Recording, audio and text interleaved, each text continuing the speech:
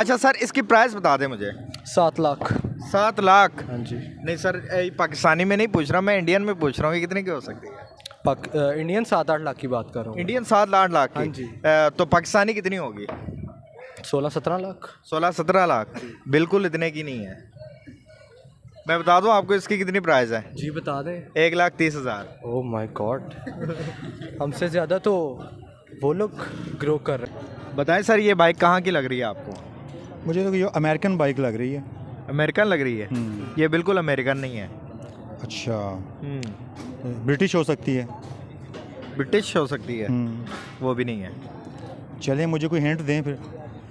Asian countries में है। Asian countries में चाइनीज़ तो ये हो नहीं सकती, तो पाकिस्तान इस काबिल नहीं है, तो मेरे ख्याल से फिर ये इंडियन बाइक हो सकती है, रॉयल इनफील्ड इंडियन हो सकती है जी। इंडिया। अस्सलाम वालेकुम सर। वालेकुम सलाम।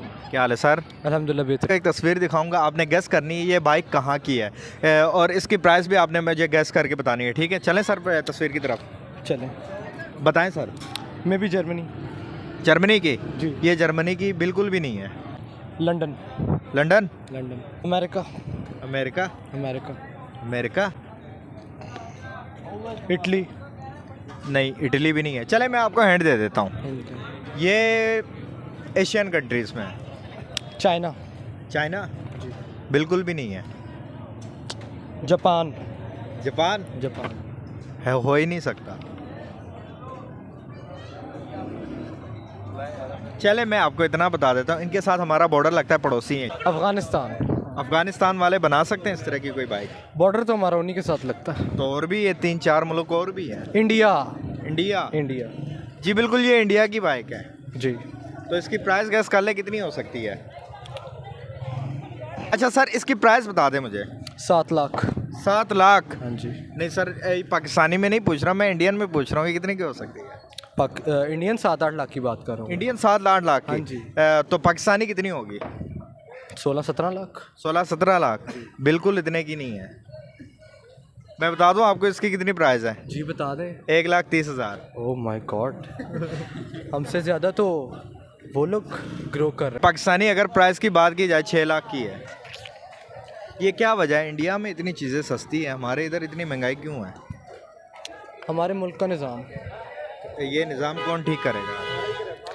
हमारी यूथ। यूथ? हमारी यूथ ठीक करेगी, जिसको हमारे सोशल मीडिया ने हमारी जो ओवरऑल एनवायरनमेंट है उससे ख़राब कर दिया है। इस वजह से इंडिया इतनी तरक्की कर रहा है, उसकी क्या वजह है? उन लोगों का सिस्टम, अच्छा। देयर एजुकेशनल सिस्टम, अच्छा। Their environment, everything. और हमारे यहाँ पे ऐसा कुछ भी नहीं है। हमारे यहाँ पे हर चीज़ उल्टी है। हमारा एजुकेशनल सिस्टम ख़राब है। हमारी यूथ को ख़राब करने में हमारे सबसे बड़ा जो हाथ है वो हमारा एजुकेशनल सिस्टम है।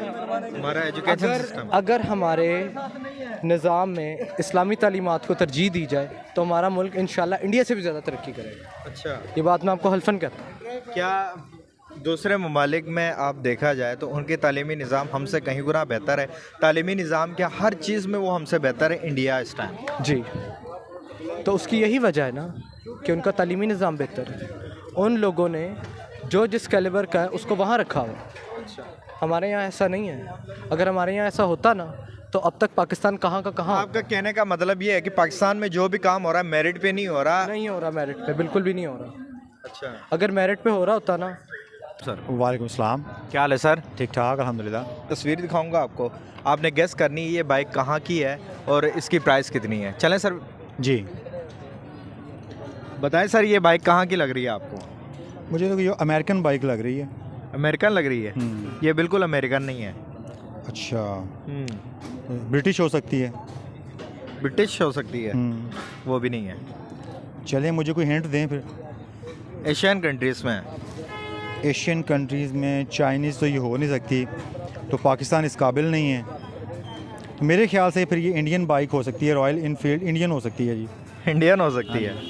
जी बिल्कुल, ये इंडियन है। किस तरह गैस किया इंडियन है ये? क्योंकि अगर हम एशिया में देखें तो चाइना जौन सा है वो प्रोडक्शन कर रहा है चाइनीज़ की, तो इस तरह का मॉडल मैंने चाइनीज़ में देखा नहीं है। अच्छा। तो अभी जब आपने मुझे थोड़ा सा हिंट दिया है तो मुझे वो फिर वो इंडियन मूवीज़ जौन सी हैं वो देखी हैं, तो वो थोड़ा सा गैस मुझे लगा कि ये इंडियन हो सकती है। इंडियन। हाँ जी। तो सर इसकी प्राइस आप बता दें, इसकी प्राइस कितनी हो सकती है? अगर तो हम इकॉनमी और डॉलर के हिसाब से देखें, जिस तरह इंडिया की इकॉनमी स्टेबल है, तो मुझे ये लगता है ये प्राइस टैग 1.5 से 2 लाख के दरमियान फॉल करती है। 1.5 से 2 लाख। ये अगर पाकिस्तान में होती थी आपके अंदाजे से कितनी हो सकती है? 7 से 9 लाख। 7 से 9 लाख जी। ये इंडियन प्राइस में इस टाइम 1,30,000 की है। ठीक है। तो ये पाकिस्तान की अगर प्राइस की बात हम करें तो ये 7 से 8 लाख की बात। जी बिल्कुल ऐसे ही है। आपने इस तरह, अच्छा आप इस एकदम से गेस कर लिया ये? बेसिकली देखें कि अब कौम को शऊर आ चुका है, कौम को पता लग गया कि पहले गूगल से तो देखा नहीं था आपने कहीं? गूगल से इस तरह की चीज़ें सर्च आउट नहीं करता, क्योंकि मैं खुद जो सा वो स्टडी करता रहता हूँ चीज़ों को। मैंने हिस्ट्री स्टडी की है और मैं खुद भी इंटरेस्टेड होता हूँ इस तरह की ना नई नई चीज़ों को सर्च करने में। तो सर ये क्या वजह है कि इंडिया इतनी चीज़ें सस्ती है उनके पास, हालांकि ये रॉयल इनफील्ड इसका नाम है बुलेट, तो इसकी प्राइस इतनी कम है। अगर ये पाकिस्तान इस तरह की चीज़ें क्यों नहीं बनाता, इस तरह की तरक्याती चीज़ें क्यों नहीं बना रहे? हम बहुत पीछे हैं। बेसिकली देखें कि कोई भी मुल्क है ना, तो उसकी तरक्की के पीछे उसकी जो पॉलिटिकल स्टेबिलिटी है ना, वो बहुत मैटर करती है। जब तक किसी भी मुल्क में पॉलिटिकल स्टेबिलिटी नहीं होगी और इंसाफ का निज़ाम जो है वो सबके लिए एक नहीं होगा, तब तक आप उस मुल्क में किसी भी तरह से तरक्की नहीं कर सकते। इंडिया को अगर आप देखते हैं कि इंडिया में कोई भी इलेक्शंस होते हैं तो उनका प्राइम मिनिस्टर जो है मिनिमम 10 ईयर्स वो ज़रूर निकाल के जाता है, और जो भी आदमी 10 साल एक फील्ड में या किसी भी सर्कुलेशन में से गुजरता है तो वो अपने मुल्क या अपनी कौम के लिए कुछ ना कुछ करके जाता है। तो आप हमारी मिसाल ले लें तो हमारे तो 2-2.5 साल, इससे ज़्यादा तो कभी कोई बढ़ा ही नहीं।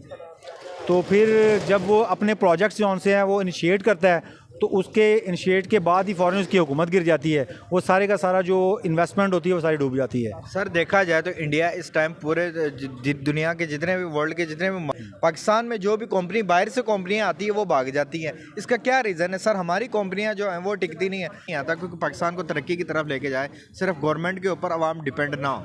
जो ये अभी IT का प्रोजेक्ट इंडिया को मिला है, तो यही प्रोजेक्ट जो था पहले पाकिस्तान था।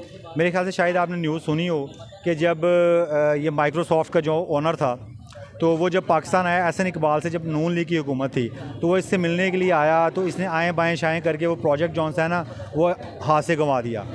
और दूसरी बात मैं ये कहना चाहूँगा कि देखिए कि पाकिस्तान तरक्की क्यों नहीं कर रहा, या पाकिस्तान में कंपनी जो सी हैं वो इन्वेस्ट क्यों नहीं कर रही। देखिए वो पहले मैं आपको बताती हूँ, जो पॉलिटिकल स्टेबिलिटी है ना, वो जो इन्वेस्टर है उसको हिम्मत देती है, उसको करेज देती है कि यार इस मुल्क में हम इन्वेस्ट करेंगे, हमें प्रॉफिट होगा, बेनिफिट होगा। फॉर एग्जांपल अब हमारे मुल्क में निज़ाम कैसा है कि मैं सोचता हूँ कि मैंने फैक्ट्री लगानी है, ठीक है, मुझे इतनी हर्डल्स फेस करनी पड़ेंगी, इतने रिश्वत देनी पड़ेगी हर डिपार्टमेंट में, FBR को, कभी किसी जगह पे कभी किसी जगह पे। मैं सोचूंगा मैं किस झंझट में फंस गया हूँ। मैं अगर फॉर एग्जांपल जी मैं 10 एकड़ में अगर फैक्ट्री लगाना चाह रहा हूँ, मैं उसकी प्लॉटिंग करूँगा, मैं उसको बेच के पैसा जो से अपना वो बाहर फेंकूँगा, बाहर इन्वेस्ट करूँगा, मैं प्रॉफिट में जाऊँगा, मुझे कोई पूछने वाला नहीं होगा। तो बेसिकली पाकिस्तान के साथ ये खेल खेला जा रहा है कि यहाँ पे इन्वेस्टर जो है ना वो फंसा हुआ है और उसको वो सिक्योर नहीं है, इन्वेस्टर सिक्योर नहीं है, और वो सबसे बड़ी रीज़न कि हमारे यहाँ पे पॉलिटिकल स्टेबिलिटी नहीं है। चले सर, बहुत शुक्रिया, थैंक यू सो मच। आपका कहना कि यहाँ पे पॉलिटिकल जो इशू है, स्टेबिलिटी नहीं है, इसी की वजह से पाकिस्तान जो है तरक्की नहीं कर पा रहा। अगर ये पॉलिटिकल स्टेबिलिटी हो तो फिर पाकिस्तान तरक्की की तरफ जा सकता है। चलें सर, बहुत शुक्रिया।